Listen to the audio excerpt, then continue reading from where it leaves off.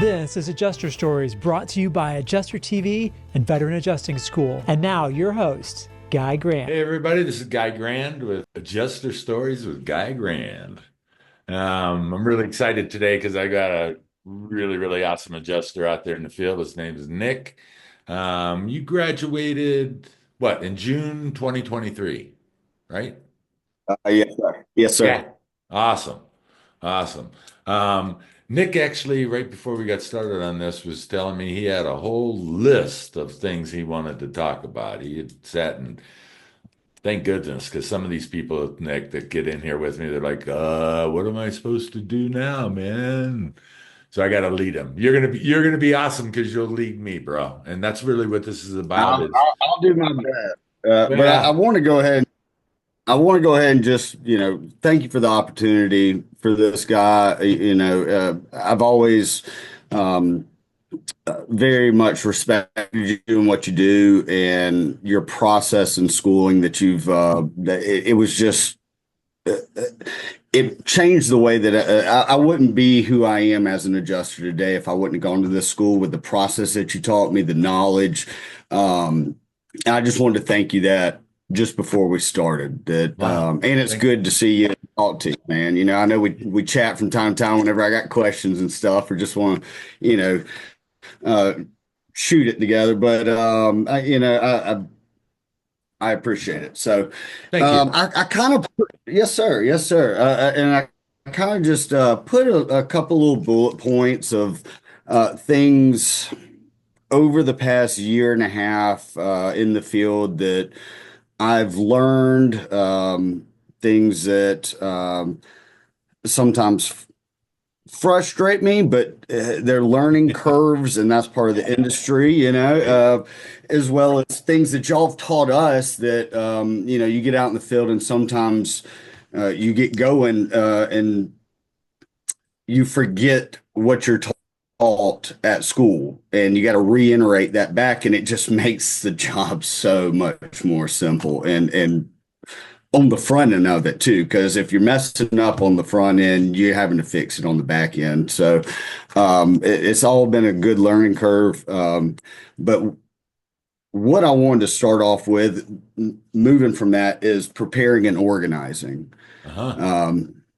Yeah, one of the biggest things Hey, hold on one second. Hold on one second. Do you got your red pen?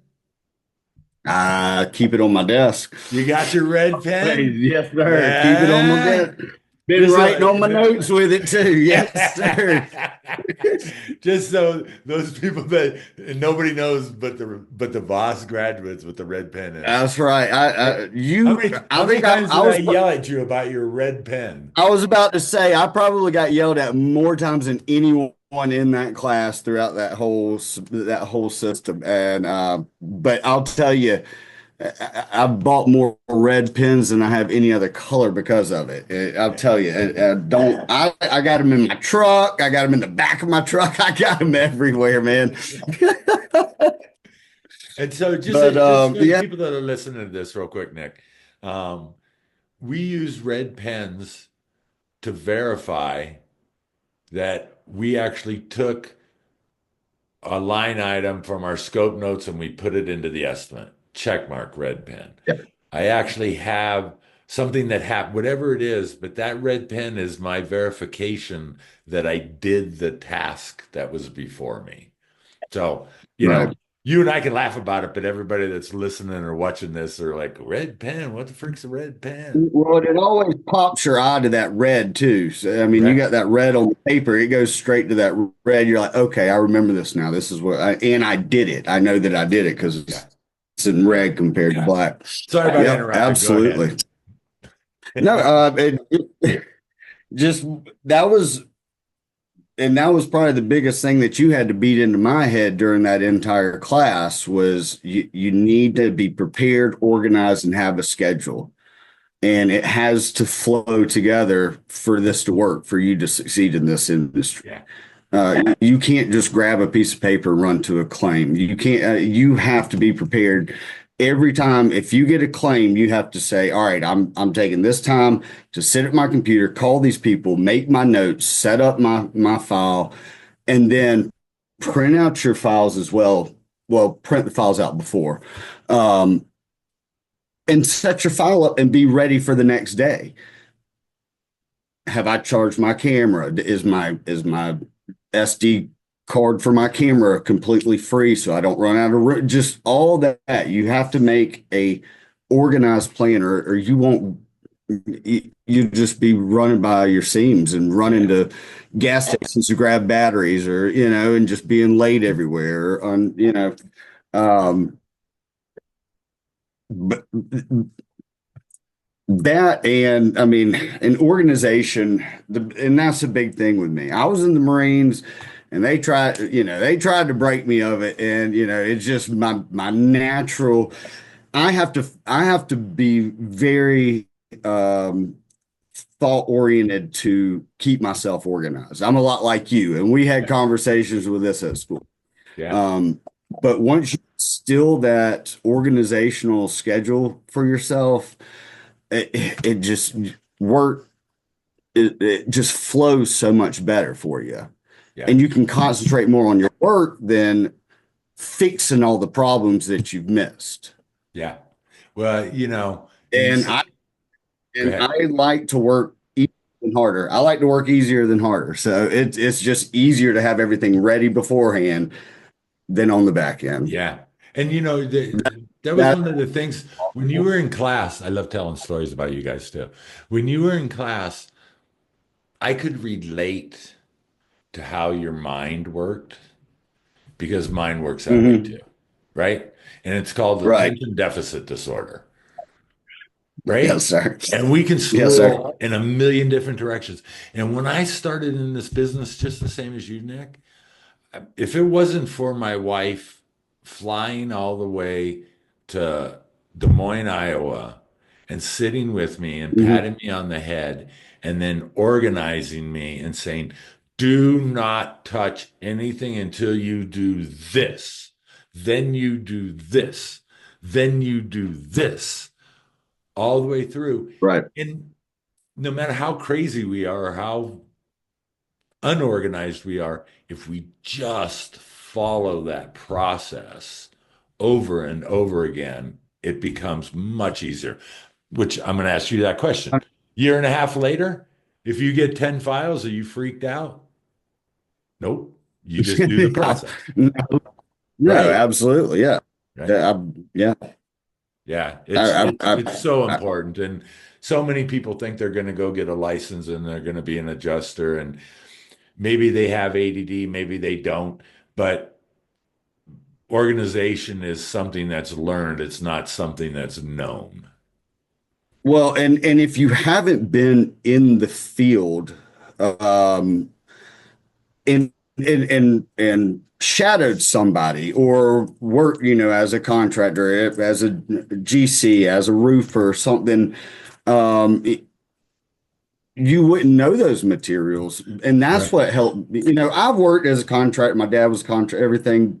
So I had an idea, but being an adjuster is different than being a contractor. But um, you can't just go out and get your adjuster's license and know what you're going to need. Yeah. And that's what was so beneficial going to your school was, hey, this is what you're going to need. You're probably going to need 2, 3 of these, 4 of these, because you're going to drop one somewhere. You're going to do something stupid.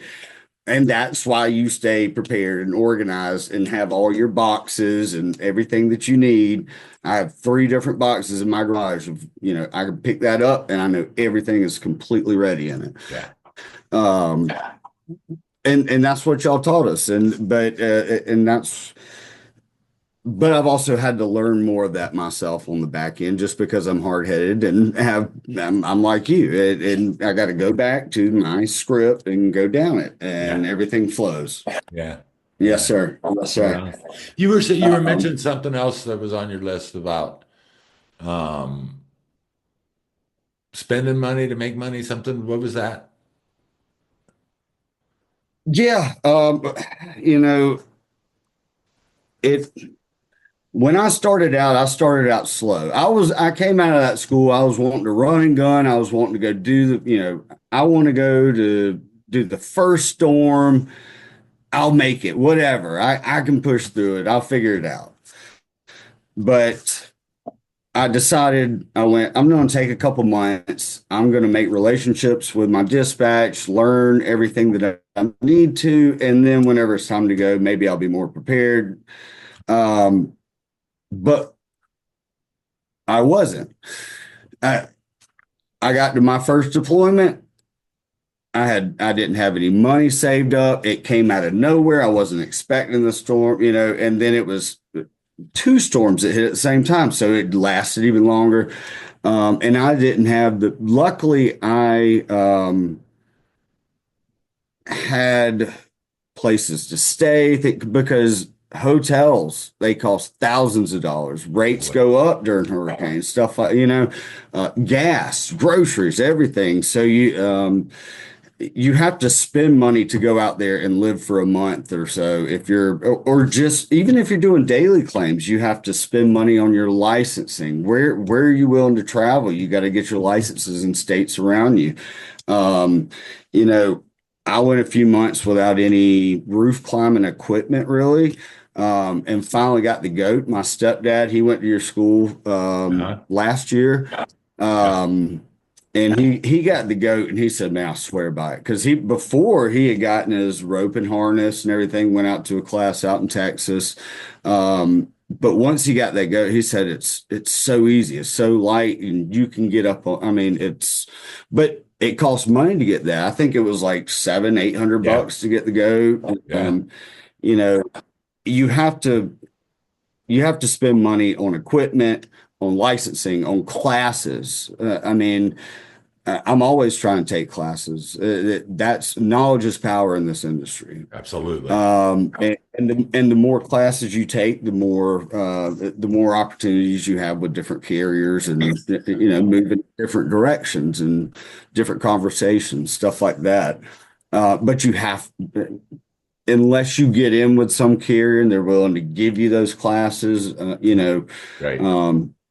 It takes money to spend money, and that's that's a staff adjuster position, and most of the people listening to this, and most of us are not staff adjusters. We're independent. right. Yeah. I do. Yeah. Just real quick, like 30 seconds. When I went to Katrina, Mhm. right, I had some money, and after the first month, I didn't even get but about 5 or 6 claims for the first month. But boy, we had to Right. get out there. We had to get set up. I had to pay for hotels. I had to pay for food. I had to do all this stuff. And by the time I got my bulk of my first batch of claims, I was You're freaking just paying broke. back for what you. I Yeah, I you're just paying back.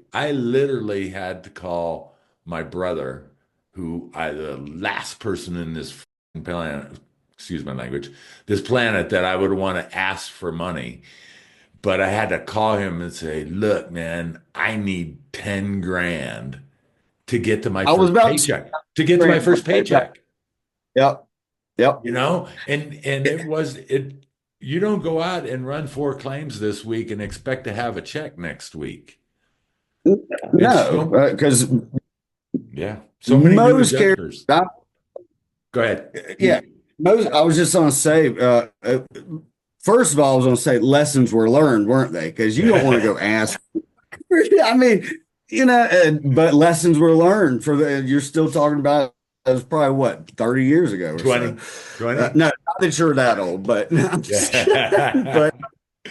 But and lessons are learned on that. But also, I wanted to say that I have some talking points on relationships with your dispatch and your first deployment that I was going to talk about more in depth or Cool. later Go there. about planning, stuff like They're the guys that. that give us money.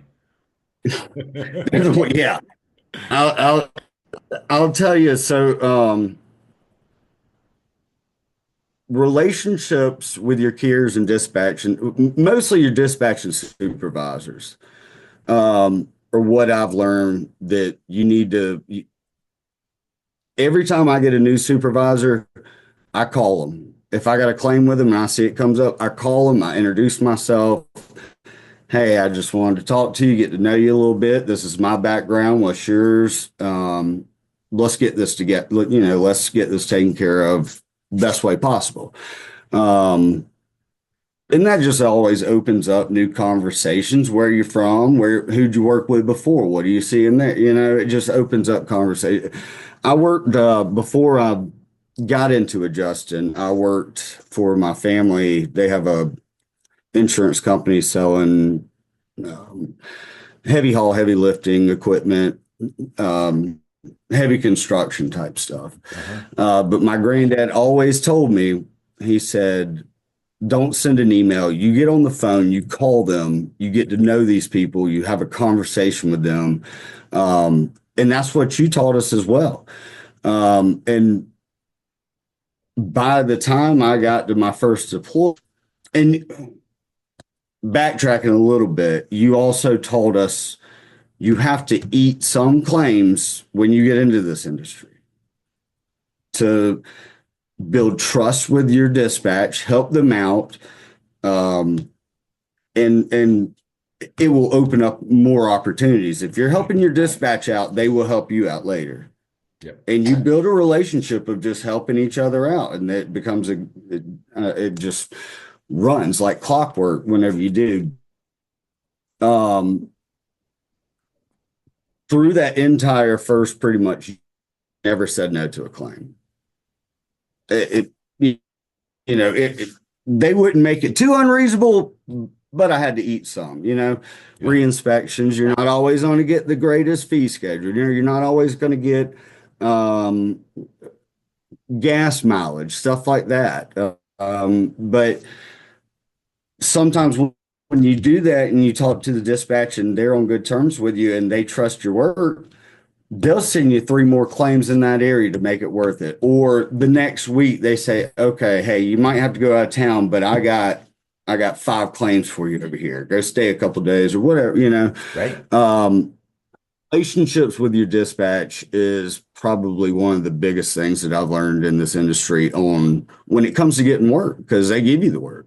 Yeah. Thank you. But they Thank work. you for that too, because that, as you know, that's one of the things that we push so hard we did at the school, right? Is if you say no, if somebody calls you up and says, I have a claim that's 4 hours away from you, and Yeah. there's no mileage on that claim.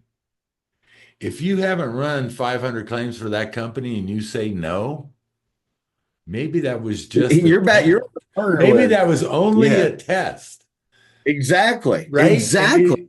You say It's yes, like, is I'll this do guy it. willing? Then he calls you back up 5 minutes later and goes, "Oh yeah, and then by the way, I got another 10 claims Somebody there." else could. Right. Or they come back and say, hey, we got somebody else in the area that's only 45 minutes away. And maybe it was a test. Right. Right. Uh, Exactly. Exactly. yeah. And that's This, that's the creating the relationship that you're talking about. And well, and also when you create these relationships, and you taught me this in school, my family's taught me this, but the insurance industry, sorry if I'm not looking at the camera, I'm just taking some notes, but the insurance, the insurance industry in a whole is a big industry, but it is a small niche community yeah. that you work in. You're going to see the same faces at some point at some different place. Yeah. More than likely, if you work at enough, if you work in enough firms and stuff like that, you will come across people that you've worked with before, and it's always good that people are talking good about you and how you went out of your way to help them, or how you ease their workflow, or not a negative aspect. Because work people, if you got a dispatch or a file supervisor, say I had one that I worked with from the time I started in the field with this firm, and just about a week and a half ago, um, I saw that there was a new supervisor. I called him up. I said, "Hey, how's it going?" Introduced myself like I told you I do. I said, well, "What's going on with so and so?" He said, "Well, out of nowhere, about 3 days ago, he became a public adjuster and quit working with us. So he's in that sector." So you never know where people are going to go in this industry. But Yeah. dispatches move around and they talk. If you got a dispatch that doesn't quite like you because you maybe made their workload worse or they had to work harder because you wouldn't take it, um, they go to a new place and they're working with you and your name pops up, they're gonna go, hey, I worked with this dude before and he's a headache, or hey, he makes life easy. Call him. I got a funny story. It was a couple. I don't know. It was probably about a month and a half ago. I was on the phone with a newer girl at dispatch at one of my firms, and I'm really good friends with the head dispatch over at that firm, and there was just a long travel. It was about 6 hours round trip for maybe one or two scope onlys. I was trying out scope only just to open up some opportunities. And that's a different conversation we can have in a minute. But she called me up. She said, hey, I know you got to, can you take this? I know it's going to, you'd have to bite it. But I said, can we wait till the end of the day, see what comes up around there? And if you don't have anybody or if there's enough, I got it. I'll take it. She calls me back about 2 hours later. She said, I was talking to the head dispatch and she said there was about 5 in the area, but it was just kind of scattered around. But she said, just send it all to Jeffords. She said, so I'm going to send it all to you. I went, well, I'll take it all. Let's go. I started laughing. I went, I think I'm just gonna make my LLC name that. Just send it to Jeffords. That's what my dispatch said. So I'll just Is that your I need to change it LLC? later. That's my LLC name. Just send it to Jeffords. Yeah. That's so awesome, dude. Send it to Jeffords. Yeah. I Yeah. told my dispatch a couple days later, and she had a good laugh at it. But I'll tell you, this past week, same girls, she called me up and there was a scope, it was one scope only claim and it was way out the way. And I went, I'll take it. Well, by the end of the day, she had sent me three church claims and one hail claim and one wing claim by the end of that day. And it called me back and said, we got the one that was way out the way that you weren't going to get paid on, taken care of from some other guy. So I got 5 claims, a couple church claims and a couple wind and hail claims, and didn't even have to take the one, and that's what dispatch can do for you. Yeah. If you treat them right and help them out. And same with your supervisors. But that's a whole different story. That's all on the back end, and them having confidence in you. And I gotta tell you another story, right? So, and this is all dispatch story, right? So there's a dispatcher at the company I'm working for, and I'm talking to her on the phone one day, and I mentioned that my brother is the sound man for Rod Stewart. Just happened to, we were talking music or something, just having a conversation, right? I said, yeah, my brother's sound man from Rod Stewart. She said, oh my God, I love Rod Stewart. I'd go anywhere in the country for Rod Stewart. I'm like, really? Oh yeah. And I hung up the phone and I called my brother and I'm like, when is Rod Stewart going to get be her ticket. near New Orleans? Yeah. And he goes, in November. I'm like, great. Can you give me two like front row, not front row, like 10th row center and get a meet and greet? And he was like, definitely, man. Just tell me who. And so all of a sudden she gets these tickets. That girl never forget. Dude, I worked for as long as I wanted to. I could call up and That's say, right. no, I don't want that storm, or yes, I do want that storm, or I'm ready to go. And it was because of that relationship, right? Absolutely. Absolutely. So, My first storm, I did my first storm. This was, well, so I'm over in kind of the southeast area, South Carolina. right. So Right. we had Helene come through. Um, And that went right pretty much through my back door. I'm in South Carolina, so it came up right around Greenville, Spartanburg, Asheville, North Carolina, all that area. So it was in my back door, and usually it takes a little bit of enough claims to build up for it to become, you get deployed. So when claims were first starting coming in, I'd had conversations with my dispatch. I'm hungry. I'm ready to work. I'm getting the itch. I'm ready to go. Get me out of my house, you know. And she called me up, and right after that storm, she said, "You still ready to go?" I went, "Absolutely." So I worked for about a month up in Greenville area. It was all bad wind claims. I mean, just trees blown over in that area. Anybody you talked to that worked in that area, it was just trees through houses. It was, you know, but it was my first storm, and it was close to home, and I started taking those. And then those kind of started dying down a little bit because more of the damage was up in Asheville, and you couldn't even really get to Asheville too well at that time. But I think their exposure wasn't as much in Asheville area; it was more kind of in South Carolina. Right. But I committed to them. I had some conversations. I called some people that I knew around the area that are adjusters. Hey, what are you seeing? What's going on? Conversations just to see different opportunities. But I decided I've been with these people since I've gotten in since I got out of your school, and they've treated me well. I've made good relationships. I'm going to stick with them through this first storm. But I had a couple other firms that I'd signed on with. They were calling, how they do, sending texts, emails. We can send you 50 claims a week. We're good. 50 claims tomorrow and the next day if you want.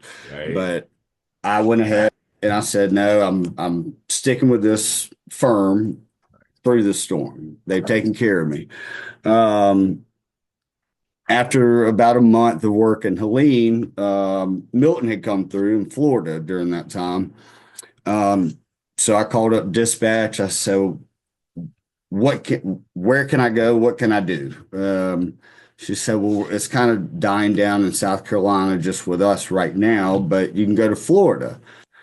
And I can send you 50, 75 claims right now if you want. Just tell me, we got 3 different spots. You want to go, it was like Orlando or Tampa or St. Myers. Where do you want to go? My first deployment, I didn't think you got to have choices on where you went on a deployment. But I thought it was just, hey, you're going here and you're going to work this and you're going to take what we give you. But they went, Nick, you've helped us so much, especially during this Helene part. Right. Take your pick. Oh, well, my family has a house over here in Florida about an hour and away. I can save thousands on hotel fees. And so I'll go here. Nice. It wasn't as much damage, but I got continuous work, and it kind of lightened up the load from any supplementals that came in on the back end for these hurricanes. I mean, because there was trees going through houses, you're going to have supplements coming back. Yeah. You can only write for what you see. So it kind of opened up a little bit of time to work on those back end ones, but also make money and not have to spend as much money because I'm not paying for hotel and food and all that. So it turned out to be a really good first deployment. I'd say the biggest thing that I did that I learned moving forward that I won't do was because I didn't just deploy and commit on one carrier. I was working 4 or 5 different carriers through my first deployment With the same IA firm. With the same for the IA same, firm. yeah. Well, yeah. But they just had 5 carriers that they had contracts with. Yeah. Yeah. And all had exposure in those areas. And I mean, between churches and, commercial and residential. And then I took on some scope onlys to try that out. Just, they're not as much pay, but they're guaranteed pay quicker. When it comes to these full claims, you might be waiting 30, 60. I mean, I got some that are going on 4 months right now. So just I kind of got a diversity of it, but there was so many different guidelines and so many, I got a board that you taught me to do, a little pinup board with Yeah, all I my can see it. guidelines. I covered all the carriers up, so there's no liability issues down the road. Thank But you. because I'm a Thank you. thinker, no, but it was just, and then whenever these storms hit, guidelines change, and there's it and different states have different uh, endorsements and exclusions for Right. hurricanes, stuff like that. So um, doing five different types of carriers on my first storm was probably my biggest. I mean, I made it and I got through it, Right. but I didn't sleep much and Right. I went crazy a couple of times. No, but there was a lot of learning curves on that. And so, next storm, um, I hope to have one carrier, and you have one set of guidelines. You can set up macros and Yeah. things like that for your storm, and it saves so much time and effort. But I was just hungry, and I was learning, and I told dispatch, send it to me. Yeah. I'll take care of it. Uh, You can almost make as much with less headache by saying, exactly. I'll take all of this carrier's claims and I'll even drive from Orlando to Travel Tampa more. to do them, Exactly. right? Exactly. And sticking Yep. with it. Yeah, you're so right. You're so To right. pull out guidelines, go through, some carriers have, I mean, just calculations and drop and drag and or drag and drop, all that stuff. It just you end up spending hours on an estimate compared to just, hey, this is it, and then I can make my macro, cut out what I don't need, and add a couple things. Exactly. Uh, lessons were learned. Yeah. So, Yeah. but But you know what? um, You don't know that and you get through it. Just like with that board, you make a cheat sheet, you get it up there, you're like, okay, right. this one. And the craziest on storms is where you have three different carriers and they have different company headers, right? And Oh different yeah. logos and everything. And you send one in and they're like, that isn't us. And you're like, well, yeah, well, that's your Yeah. claim, but I just put the wrong header on there. Yeah, yeah, and Which does they cause tell for you more, what you got. yeah, just makes more things get kicked back on you. But Exactly, and and I saw some things on the back end of it that um, not negative or anything, but whenever these storms come in, you got more influx of people that they're coming to work in for them that you don't usually work with and stuff, or they work in a certain state and they're not used to getting different states, and they overlook different guidelines themselves. Like I yeah, had one where, well, it was one guy, and I thought I was going crazy because I read the policy, I pulled it out, I looked it up, I looked at the wordage. I mean, I used to sell insurance, so I mean, I knew how to read a policy, and I'm not seeing the exclusion on here about Florida and fences and different stuff, right. like other structures. But I was in South Carolina, and Milton had just hit, so there was an influx of Florida claims. So they were going through and reviewing all my files, and reviewing them like Florida, and I had to go. I'm like, no, hey, this is South Carolina. This isn't how this goes. And finally, I had to call the supervisor, and I went, I feel like I'm going crazy, man. And he went, no, you're in South Carolina. This is right. So it's not just on our end. It can be um, True. a headache on all ends having to deal with it, but it's a team trying to get through a storm and working together. But you end up working with a lot of people that you're not used to during a storm too. Yeah, and this gets to the whole idea of the VOS process in this program that we're actually creating right now Hmm. because of what you just said, right? So there is no consistency in our industry, especially in adjusting. Why, Right. if you're running five carriers, 5 different carriers. You got to take a photo of the risk, the address verification, the roof, the front, the left, the right, the The- rear, the interior. It's the same for all of them. And then you write your estimate. Why is it that one carrier wants, remove without waste, and then the other one says remove with to waste? tear off or something. Yeah, yeah. It's ridiculous that our industry, and then just like you just said, you get a file reviewer who has been doing file reviews in Florida and has got that down. But now they're looking at yours from South Carolina and like, oh, he's screwed up. He's not doing it right. And it's just a time constraint because of the inconsistency. It just is the way it is. There's nothing anybody's going to change. I'm going to try to do my part. You're doing your part. But let me ask you a question. Well, and This is a little bit off. yeah, This sure. is a little off topic, but I want to ask you a question. Do There's your nothing off file topic. reviewers, no matter who they are, when they see your photo report, do they know exactly what's going on in that claim? 100%. Yeah, because it's always the same. 100%. Yeah. That was at your school, besides organizing plans, stuff like that, when it came down to your report, your photo report is the most important. Yeah. If you can show physical evidence of what is damaged, what is not damaged, of an overview, of a close up, these people that are reviewing this, they haven't been there. They haven't looked at it. They haven't examined it. They haven't measured it. They're looking at a computer screen, looking at your photos. Yep. I'll tell you. And if you overlook something or miscalculate something or have anything on the back end, when you send to your file reviewer and there's a clear and concise photo report, they can check you and give you, hey, buddy, you missed that, or hey, Yeah.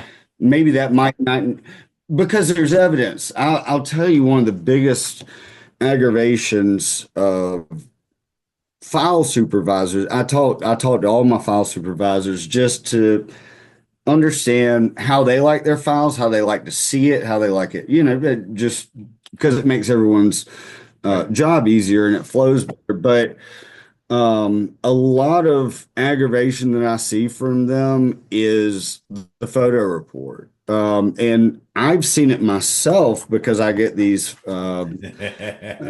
re-inspections, and I didn't believe you at that school. I thought you just kind of went and made a photo report of something and BS'd it just to make me think that like it's got to be 100% because I went there. It can't be this bad, but I've done, and I'm not fingers. I am not pointing fingers at anybody, but and I talked to you about this the other day. Is when you do a reinspection, you got to go through all their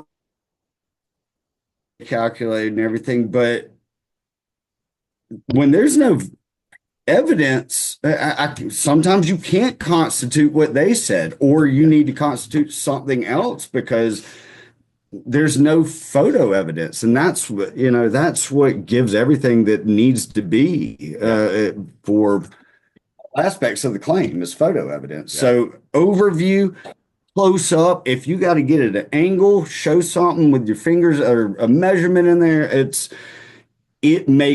there's so many times where I have forgotten I'm walking around that house and I forget to write down exactly how much a gutter, how many feet the gutter. But then I look and I've got all my measurements and I have photo evidence. I can go back and put 2 and 2 together, and this is it. Exactly. A big problem, well, not a big problem. I'm just in a different topic of what we were talking about, but kind of the same, is on the scope only apps that a lot of these carriers in the industry are pushing for, taking away the adjuster doing an entire file, right? estimate, everything, and just doing the scope only and sending it. How do you feel about that? What are you seeing in the industry on that? Because Well, so not to get yeah, no, no, no, that's good. We can run down this road. I love running that. That's what this is all about. Just exactly, shift. exactly. Well, so here's the thing. Somebody has to take your work product, which is scope only. You go out there, you have to take the photo report, but they tell you what they want specifically, right? Hmm. You take the measurements, Right. you give them that, and then some guys writes the estimate based on what you gave them, right? Right. Why do you think that came in? Hmm. Why do you think that became something in our industry? I think because of the inconsistencies or of the adjuster side. Exactly. Like Exactly. looking at a lot of these reports, I can see how it got pushed towards that. Yeah, Um, what and it's understandable. It really is.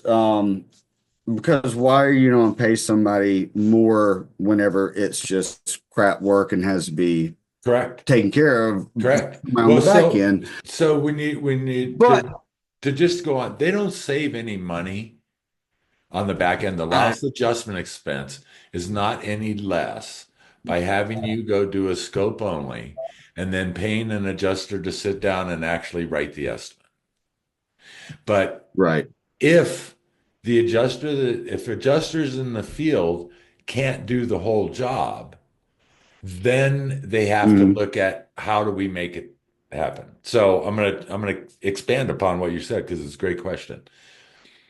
Why do fee schedules go down? Why have fee schedules gone down so much since Hurricane Irma in 2017? Why have they gone down so much? Well, I don't want to climb more than a 612 pitch roof, so I have to have a ladder assist, and that costs $250. And I really don't know how to sketch a roof, so I need to pay $60 for an eagle view. Not all of us. We do it. You know how to sketch a roof. You know how to climb a roof. You do it. I do it. But if 60% of the adjusters out there start whining about it, and the insurance company now has to go spend $300 on a claim of their loss adjustment expense just to get on the freaking roof, then Right. why would they pay us, good adjusters that climb on roofs? They have, I mean, risk management, you sold insurance, right? But Yep. risk management Yes, is sir. I have to be looking at my costs all the way across the board. If 60% of the people out there are, as we would say in school, cucks, right? Hmm. Then they're I gonna sent lower you the a claim price. one time. and I sent you a the other claim. and the other 40% of us are gonna pay for it, right? Yeah. Now, to what you were saying about doing scope only, because you're known now with the company you're working for, even if they do have scope onlys, you could ask them for the full assignment.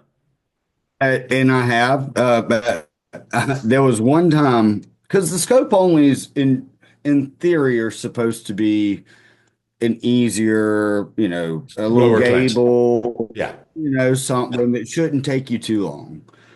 Um, but then there's some carriers that I've seen that have taken advantage. I had one, it was 10 miles from my house. My uncle ended up knowing the guy that was the realtor for the house, but it was about a little over 10,000 square foot house. I went, come on now. Like, it's a little much. Right. Uh, but I asked, I said, I called up, I said, a 10,000 square foot house that has extra structures because it was a lake house, had, a boat shed, a gazebo, can we change this to a full claim? And I'll take, whatever it is, if there's no damage, it is what it is. I'll take it. And they talked about it, but turns out before they even made a decision, it got canceled because I think the deductible was like, I don't know, like $90,000 or something like that, or Right. $110,000. But it was a bit, yeah. So I skirted by on that one, but and I completely understand that, and I've seen that, and I I relate to that aspect of why it's changed into that. But where is it going because of that too? What are you getting on the back end of, not having licensed adjusters go out there just to take pictures? You got ladder assist guys going out there and they're not trained to take full photo reports. Right. And then you got to It's cyclic. send you It's gotta send guys like us back to do a full photo or full estimate and pay them. So I don't. well, it's cyclic, right? The companies do this because of the things we just mentioned, right? Right. Right. So they have to be looking at the big scale. So they start these things. Well, then when the guy shows up to do the ladder assist and he's got holes in his jeans and he starts looking at the daughter a little weird, right? And there's no Yeah. professionalism. That's what I'm saying in this. There's no Mine wore professionalism in Crocs. what he's doing. Or an unlicensed guy goes out there and says, "Oh, ma'am, you got all kinds of hail damage on the roof." Yeah, they're going to buy it. But there isn't any hail damage on the roof, right? Then that cycle goes back around because the lawsuits start Right. coming. And when the lawsuits start Exactly. coming, the insurance companies say, wait a minute, that didn't actually work. One aspect. Yeah. Well, and that's this whole industry in a whole. It's a cyclical cycle that just goes up and down, and it's Correct. always changing. Correct. It's people trying to figure out what's wrong, how to fix it, but this is the back end of what's happening because of it. Yeah. Um, Well, and I'm gonna sometimes it's frustrating, but I'm gonna take 5 minutes here, Nick. Sorry to interrupt you because I know you got a lot more, but we'll have more of this later. But I'm gonna take 5 minutes here to kind of just tell you what I'm doing at this point since we closed the school. All right.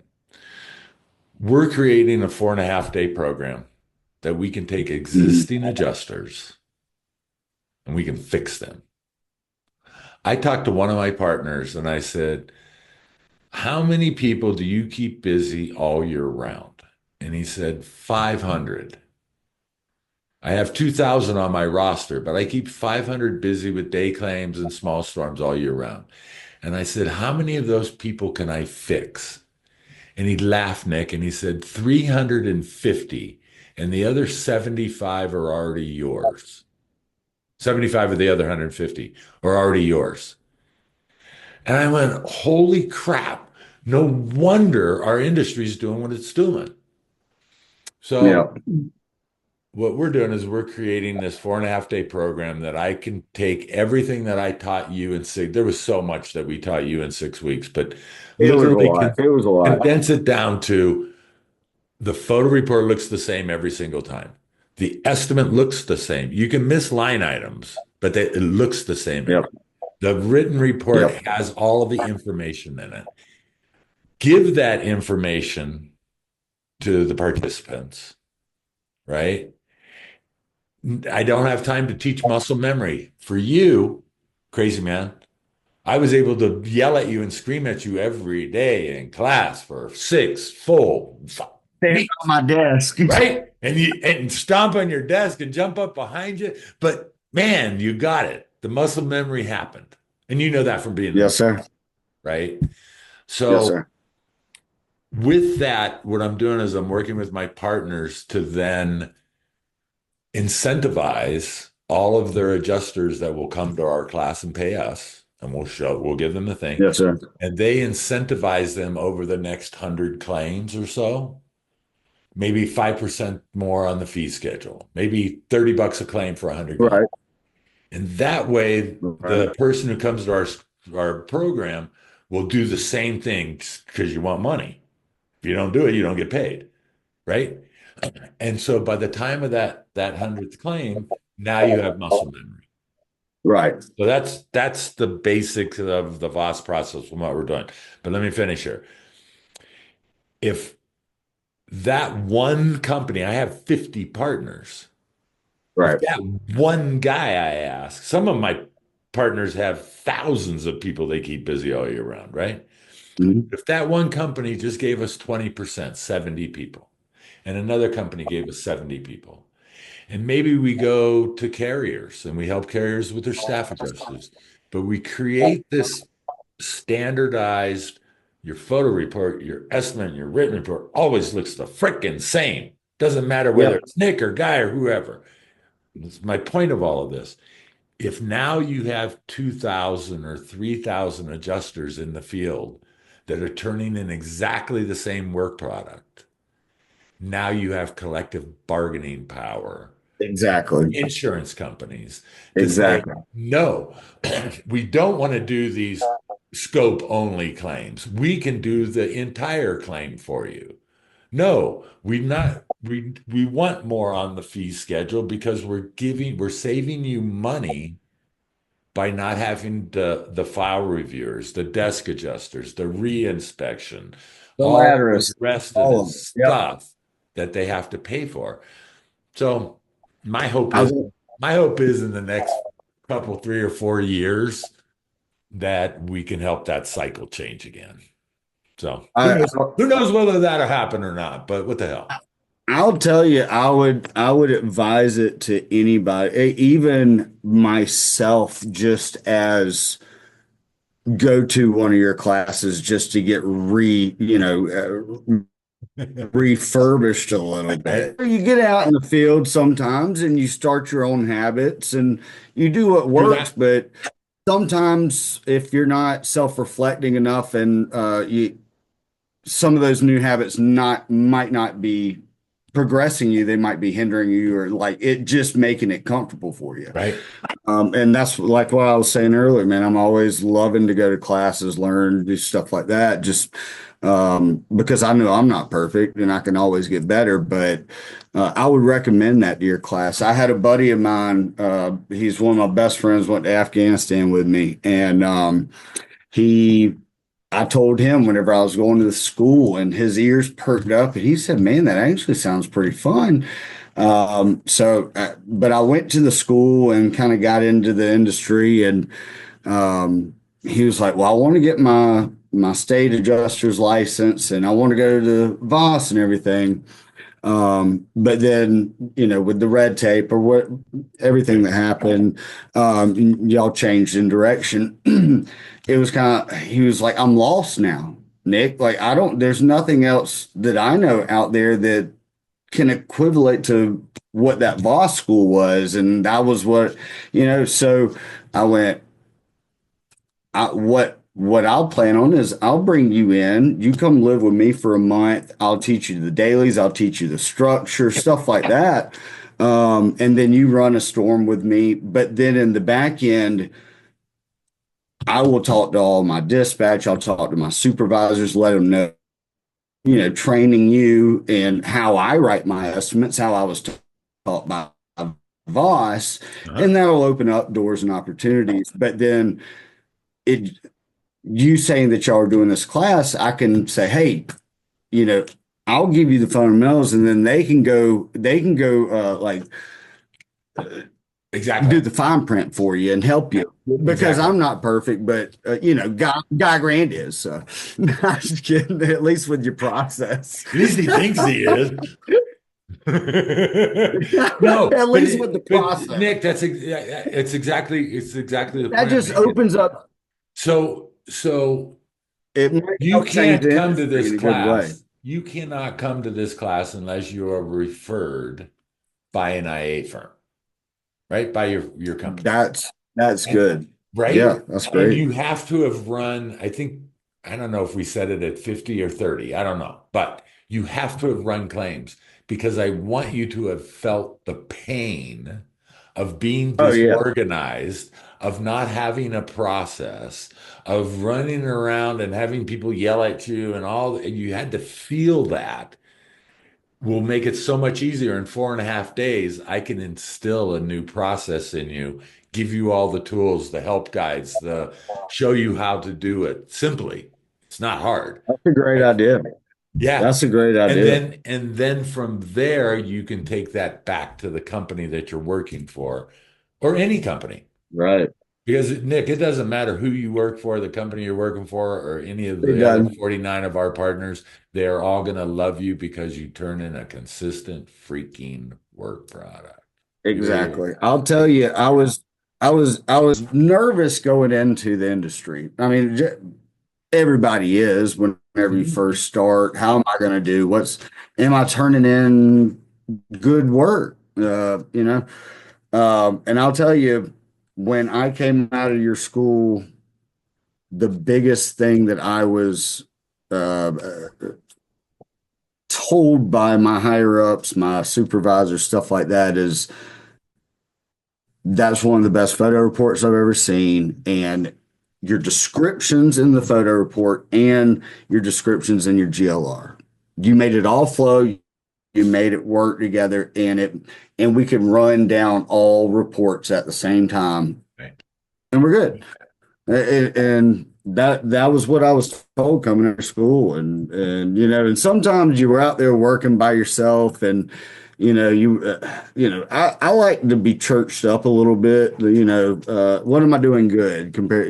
Because when you're sitting here working by yourself all the time, you get in your head, am I competing well with everyone else in my Right. industry? And because especially during a storm, all you're getting is here's your claim, or hey, this isn't on time, or this is wrong. It's not, hey, but nobody has enough time to say, hey, good job, buddy. You're doing great. It's your first storm. Totally. Um, so I have conversations with my dispatch, with my supervisors, see what I could have done better, what I was doing right.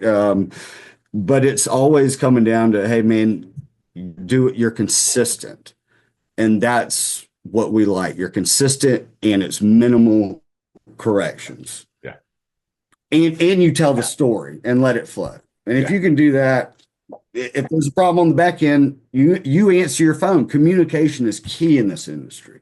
Yeah. I'll tell you how many times I've had like QR or somebody reach out about a file or something, and I call them right up.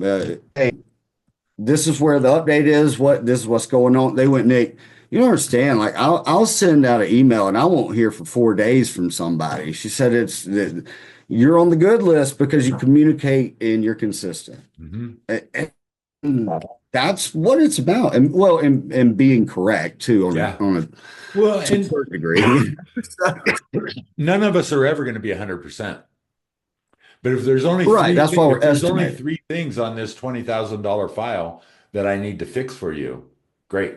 And again, Scott, former instructor, David, former instructor, or have been doing file reviews this last several months. Mhm. And they have both decided, because they're really good at what they do, they take the I'll, the shitty, excuse me, the bad adjusters work product. That's all. They will literally pull that file down and they will collaborate that file and send it back up. David was been working in the California fires. He literally took some guys like $20,000 is what the house burned down or something, right? It was ridiculous. But he took that file, worked it for 2 hours, got that file up to like $80,000. That dude made over $1,000 for the she probably would. for the bad work product that he sent in because David couldn't send it up bad. So he was Yeah. like, okay, you're only paying me 35, I think it was $40 an hour. I'll spend 4 hours on this claim as a file reviewer so it can be correct. Well, Yeah. what happened the next day? They called him and yelled at him because he didn't review enough claims the day before. But he's like, oh my God, I can't turn this in if it looks like this. So that's basically what happens, right? A lot of these, Yeah. it's Yeah. easy. if I send you an email and you don't respond for 3 days, that file lays open on my desk. So it's easier for me to fix It it does. and get it off my desk and not even send an email to you, right? And what both Scott Yeah. and David said to me during their five roos, they could tell an adjuster who maybe didn't quite know what he was doing, but they could tell there was effort there. And they Right. called that Yeah. guy up on the phone. They would call him on the Or at phone least, and say, listen, I need you to stay in communication with me. I need you to do this. I'm going to send you this email. And the guy was like, yeah, this is my first fire, or this is my first this, but I'll be right on it. And that's the kind of person that we want to be working with in the industry, right? yeah, absolutely. Just like yourself. And what I've learned, especially my first year in this industry and stuff, um, eh, learning through the Xactimate line items. Uh, I've spent a lot of time researching them, doing stuff like that. But there's times where I just didn't know if there was a line item or how to find it. So I would find as close as possible as I could and put in a F9 note above line item is for this calculation of this, and then your file supervisor sees it. Hey, buddy, this is a line item. Just change it real quick. Yeah. Stuff like that. Yeah. Um, Definitely helps. Yeah, for But sure. showing that hey, I'm not just gonna leave it out or just put in some BS. I'm gonna put in an F9 note. This is where I'm at, trying to get as close as possible or something. Yeah, I've identified Um, the damage. It's in my photo report. I've got a number, a dollar here in the estimate, and I notified it. mhm. I Yeah, reported it in my yeah, written report. and then when you get in good with and get on good terms and good relationships with these, and you find a good firm, it takes a lot to find a good firm. They'll take care of you, communicate, and wants your best interest to help you. Correct. And once you find them, you stick with them and work for them. But also, when you find that, you have a lot more options on like being open with your higher ups. I'd call them whenever I'm first in this. Hey, this is my first 15 claims. And I'd have supervisors call up and say, hey, you're missing, you know, 10 cornice returns and stuff. Hey, that's something you can put in there. Just that Right. I wasn't thinking of. And whenever you get in good with these people and get a good relationship, they want to help you Yeah, because it helps them and helps the firm and helps absolutely. everybody. Absolutely. Um, That's yeah. that's how it Uh, works, brother. All right, man. I, We're I like right at an hour here. You got like 8 more things on your list, so we're gonna have to do this again. I got about a quarter of a drink here left. Wait a minute, I'm not done yet. It's my adjuster, cigarette and drink. I'm ready to go. Nick, thank you Yeah, so you much gotta for get through this. it somehow. Thank you so much for this. I think it's really great. I think a lot of what we just got done talking about is really, really going to help a lot of people out there. So, I hope so. I yeah, hope so. And honestly, I want to do another one of these with you, and maybe discuss kind of how your program is moving forward. Also, different ideas moving forward in the industry that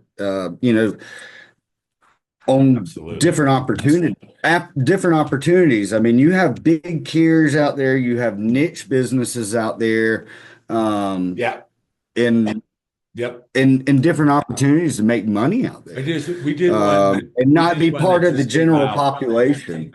I did one with a guy named Chuck, who's down in South Florida, and I think it just came out a couple weeks ago. But it was so awesome because he's so excited about doing liability claims now. I'm like, oh God. He's like, no, you don't understand. The condo above's water leaks. That's a liability claim. The guy drives Yeah, into your house. That's a liability claim. He drives into the front of the Circle K. That's a liability. And I'm like, Wow, never even thought about that. Not the slip Yeah. and fall and all the rest of it. I was talking to another one of our Yeah, friends. I'm not about the personal injury stuff. I'll do property. Yeah, Those well, person. right, exactly. But I was talking to one of our people that did a slip and fall. Well, that person was long gone by the time she got out there. And they literally said, I need a photograph of this. They gave her everything they wanted to photograph. I need a measurement of the distance between the door and the sidewalk. And they literally gave her all the information. And she said, all I did was walk out there like I normally do. And I just took pictures and picture of my I measure, did my ruler on the ground, and that's 3 feet, and this is that. And I'll so, I'll I'll tell you what I've learned because I started taking liability claims. I don't know, maybe about like 3 months or so, and whenever I oh, started really? working, just because I used to sell insurance with general liability and all that, I knew I was very I knew how to read through a commercial policy a lot better than a homeowner's whenever I first started. Just Okay, so hold I on. talked. Hold on. Write that No, down. no, I Talk to the know. guy about liability claims next. Because Y'all taught just us like I HR told you, policy. dude, before we got started on this thing, I'm like, we could be here for 4 freaking hours, Nick, and nobody's gonna, you know, I'm way better than Joe Rogan, but I would never do a 2.5 hour podcast. No, So I'm gonna leave it with that, brother. let's do that. No, we will. It, We will. And it's been I'm doing a batch of these now. So this will probably come out. This is March 15th, so they'll probably come out sometime in April or at the end of April. But I'll get back in touch well. with you in April and we'll do another round of this because this was so great. And you're I love it, man. It's yeah, great to talk to you and great to talk industry and learn about what's going on. yeah, And yeah. you're one of the ones to talk to about it. So it's always great to hear You from you. know, it's interesting. I'm also doing another project with this AI company, right? And Mhm. they're in the industry and they're doing stuff and they want to do stuff with AI. And as I'm talking to them, I'm like, well, I know a little bit and I know a few people. And the guy goes, Guy, we already did the research on you. And we know who you are and we know how many people you know. So like, okay, I Well, it guess. sounds I'm like just they're good ones to work with then if they do the research. So right. I'm just a dumbass adjuster. That's all I am. But that's all we all are. yeah, exactly. I'm having a great time. I want to thank you again. Everybody that's out there listening or watching this, thank you very much for doing it. We hope it helps. And I guess I haven't quite figured all this out. But if you're watching it and there's a like button, or if you read it and there's a like button, have a little comment. Um, the more of you that come on here and the more people that watch it, maybe I can go get some of these IA firms to give me money for it so I can advertise for them. Bullshit. Anyways, have a great day, everybody. Nick, hang tight just for a second, Got okay, it. man? Don't go All anywhere. right. Take care, everyone.